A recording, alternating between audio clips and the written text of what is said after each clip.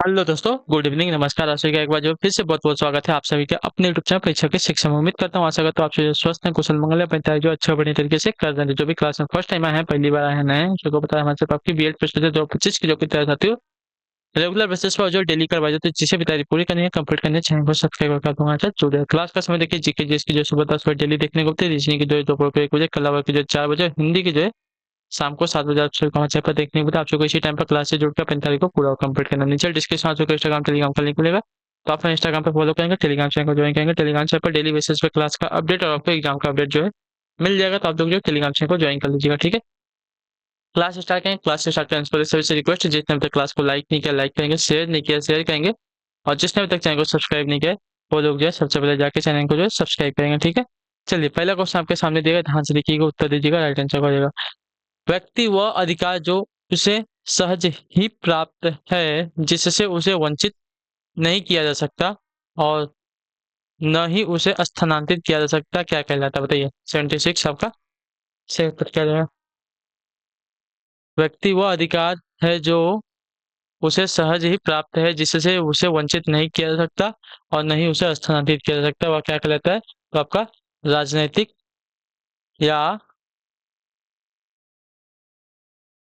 प्राकृतिक अधिकार कहलाता है। ठीक है, ऑप्शन नंबर जो बी दिया गया आपका राइट आंसर होगा। ठीक है, प्राकृतिक वह अधिकार है जो व्यक्ति को सहज ही प्राप्त है, जिसे उसे वंचित नहीं किया जा सकता और न ही उसे स्थानांतरित किया जा सकता। ठीक है, उसका वह जो है प्राकृतिक अधिकार है। अगला क्वेश्चन आपका 77 नंबर। संसद सदस्यों के अतिरिक्त निम्नलिखित में से किसे जो है संसद की कार्यवाही में भाग लेने का अधिकार बताइए। संसद सदस्यों के अतिरिक्त निम्नलिखित में से किसे जो है संसद की कार्यवाही में भाग लेने का अधिकार है। तो आपका राइट आंसर यहाँ पे हो जाएगा महान्यायवादी यानी कि अटॉर्नी जनरल को। ठीक है, ऑप्शन नंबर जो बी वाला दिया गया आपका राइट आंसर होगा। ठीक, भारत का महान्यायवादी मंत्रिमंडल का सदस्य नहीं होता, किंतु उसे किसी भी सदन में या उसकी समिति में बैठक में बोलने का अधिकार है। ठीक है, परंतु उसे यहाँ मत देने का अधिकार नहीं होता। ठीक है, वोट देने का अधिकार नहीं होता उसको यहाँ पे। अम्बुड्समैन की अवधारणा निम्नलिखित में से किससे संबंधित है। अम्बुड्समैन की अवधारणा जो है निम्नलिखित में से किससे संबंधित है। तो आपका राइट आंसर हो जाती है लोकपाल लोक आयुक्त से। ठीक है, ऑप्शन नंबर बी आपका यहाँ पे राइट आंसर होगा। चलिए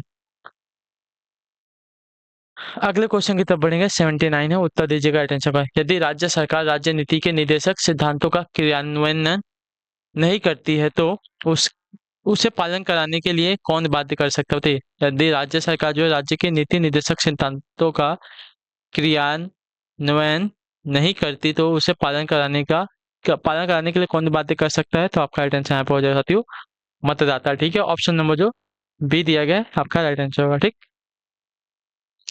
यदि राज्य सरकार जो है राज्य के नीति निर्देशक सिद्धांतों का क्रियान्वयन नहीं करती, तो उसे पालन कराने के लिए कौन बाध्य कर सकता है। मतदाता। ठीक है, इतना याद रखिए। अगला क्वेश्चन आपका 80 नंबर, बताइएगा राइट आंसर हो जाएगा। ध्यान से देखिए, इन तत्वों में से कौन सा तत्व जो है मौलिक अधिकारों के अंतर्गत आता है और राज्य के नीति निर्देशक तत्वों के अंतर्गत नहीं आता, बताइए कौन सा।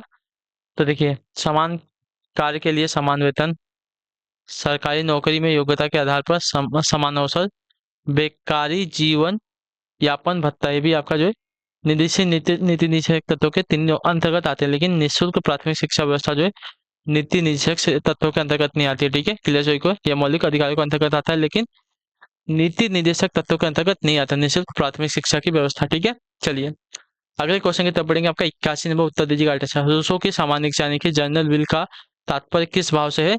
तो इसका राइट आंसर आपका हो जाएगा साथियों वह जो समस्त समुदाय के हित में हो। ठीक है, ऑप्शन नंबर सी राइट हो जाएगा। ठीक है, रूसो के अनुसार सामान्य इच्छा का संबंध जो है जनहित से है, व्यक्तिगत हित से नहीं है। इसका लक्ष्य जो है सार्वजनिक कल्याण करना होता है। ठीक है, अगले क्वेश्चन की तरफ बढ़ेंगे। 82 82 नंबर, बताइएगा राइट आंसर। राज्य के आवश्यक तत्व क्या है, कितने हैं राज्य के आवश्यक तत्व कितने हैं।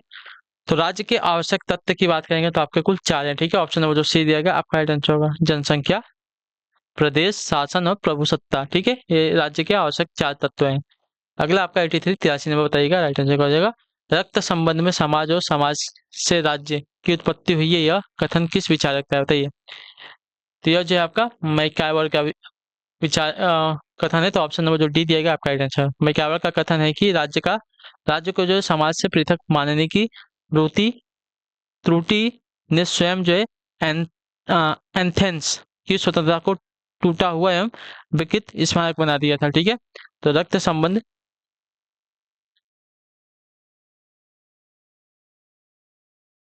संबंध से समाज और समाज से राज्य की उत्पत्ति हुई है, यह कथन जो है मई कैवर का है। अगले क्वेश्चन की तरफ बढ़ेंगे आपका साथियों।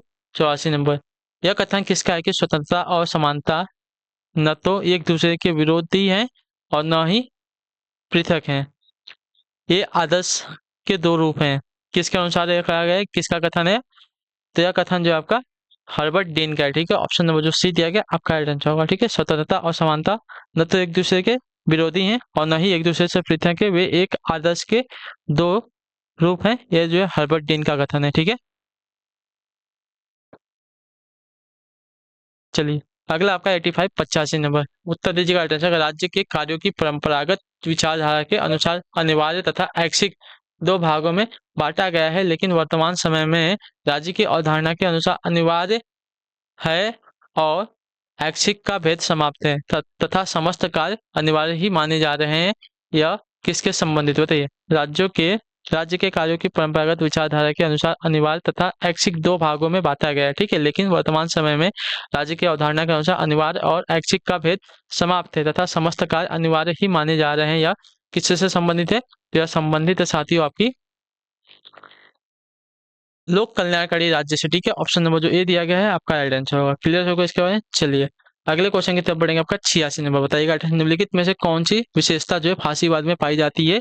तो फांसीवाद में विशेषता पाई जाती है प्रजातंत्र का विरोधी है। ठीक है, ऑप्शन नंबर जो ए दिया गया आपका राइट आंसर। फांसीवाद प्रजातंत्र तथा अंतरराष्ट्रीयवाद का और समाजवाद का विरोध करता है तथा राज्य को साध्य मानता है। ठीक है, अगला आपका 87 नंबर, बताइएगा ऐसी शासन व्यवस्था जिसमें संपत्ति व उत्पादन के साधन पर शासन का नियंत्रण होगा, व्यक्तिगत संपत्ति समाप्त होगी, वह समाज जो है शोषण मुक्त होगा, क्या कहलाता है? तो यह कहलाता है साथियों आपका समाजवाद। तो ऑप्शन नंबर आपका डी राइट होगा। ठीक है, क्लियर से इसका फांसी क्लियर से को ऐसी शासन व्यवस्था जिसमें संपत्ति व उत्पादन के साधन पर शासन का नियंत्रण होगा, व्यक्तिगत संपत्ति समाप्त होगी, वह समाज जो शोषण मुक्त होगा, क्या कहलाता है? तो आपका समाजवाद कहलाता है। ठीक है, क्लियर, तो ऑप्शन नंबर आपका डी आपका यहाँ पर। अगला आपका साथियों 88, संयुक्त राष्ट्र संघ के कुल कितने मुख्य अंग हैं? तो इसके कुल मुख्य अंगों की संख्या आपकी 5 है। ऑप्शन नंबर बी आपका राइट आंसर होगा। ठीक है, महासभा है, सुरक्षा परिषद है, न्याय परिषद है, सचिवालय है और अंतर्राष्ट्रीय न्यायालय है। अगला आपका साथियों 89 नंबर है, उत्तर दीजिएगा। लॉक ने कितनी पुस्तकें लिखी है? बताइए, लॉक ने जो है कितनी पुस्तकें लिखी हैं? तो लॉक ने आपकी कुल 30 पुस्तकें लिखी हैं। ऑप्शन नंबर सी आपका ये राइट हो जाएगा। ठीक है, लॉक ने जो है आपकी कुल 30 पुस्तकें लिखी हैं। अगले क्वेश्चन की तरफ बढ़ेंगे। 90 नंबर, उत्तर देगा हॉब्स की किस पुस्तक ने उसे अमर बना दिया था? तो हॉब्स की जो है लेवियाथन ने उसे अमर बना दिया था। ऑप्शन नंबर आपका सी राइट होगा। ठीक है, क्लियर होगा इसके बारे में।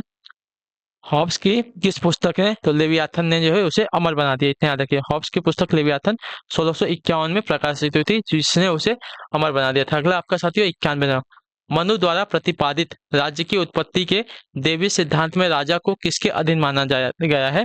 तो आपका राइट आंसर होगा ईश्वर के अधीन। ऑप्शन नंबर आपका ए राइट होगा। ठीक है, क्लियर। मनु द्वारा प्रतिपादित राज्य की उत्पत्ति के देवी सिद्धांत में राजा को जो है ईश्वर के अधीन माना गया है। तो ऑप्शन नंबर आपका यहाँ पे ए राइट होगा। अगला क्वेश्चन आपका साथियों 92 नंबर, उत्तर दीजिएगा राइट आंसर। मौलिक कर्तव्यों को संविधान के किस संशोधन द्वारा कब सम्मिलित किया गया? बताइए, मौलिक कर्तव्यों को जो है संविधान के किस संशोधन द्वारा कब सम्मिलित किया गया था? इसका राइट आंसर हो जाएगा साथियों आपका 42वें संविधान संशोधन 1976 के द्वारा। ऑप्शन नंबर आपका डी राइट हो जाएगा। ठीक है, चलिए अगला क्वेश्चन आपका 93 नंबर, बताइएगा राइट आंसर हो जाएगा। भारत में किस कारण से जो है शासन संघात्मक है? बताइए, भारत में किस कारण से जो है शासन संघात्मक है?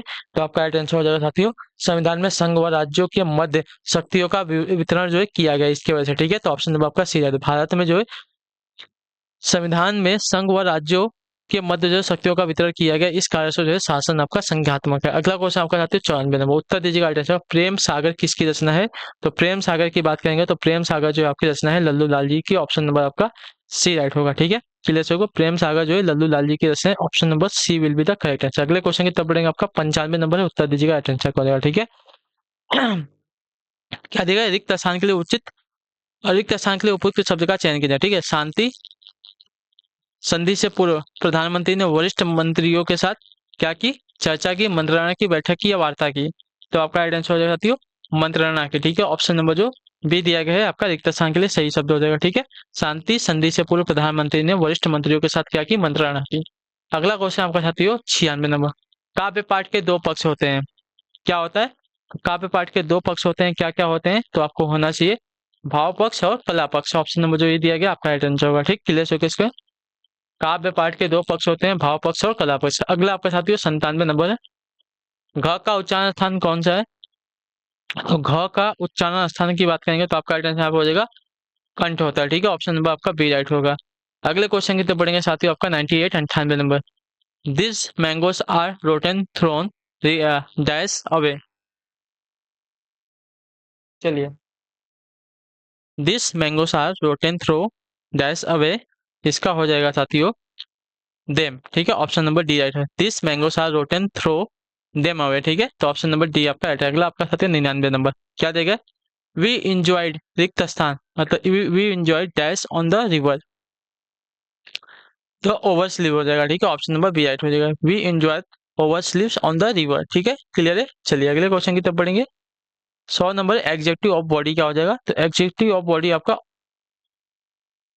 कॉर्पोरल, बॉडली, कॉर्पोरियल, ये सभी हो जाएंगे तो ऑल ऑफ दिस हो जाएगा। ठीक है, सभी के सभी आपके एग्जेक्टिव बॉडी हैं। चलिए, तो इसी के साथ जो आपकी क्लास है आज की यहीं पे कंप्लीट होती है। आई होप कि आपको क्लास जो साथियों अच्छी लगी, पसंद आई तो क्लास को लाइक कर दीजिएगा।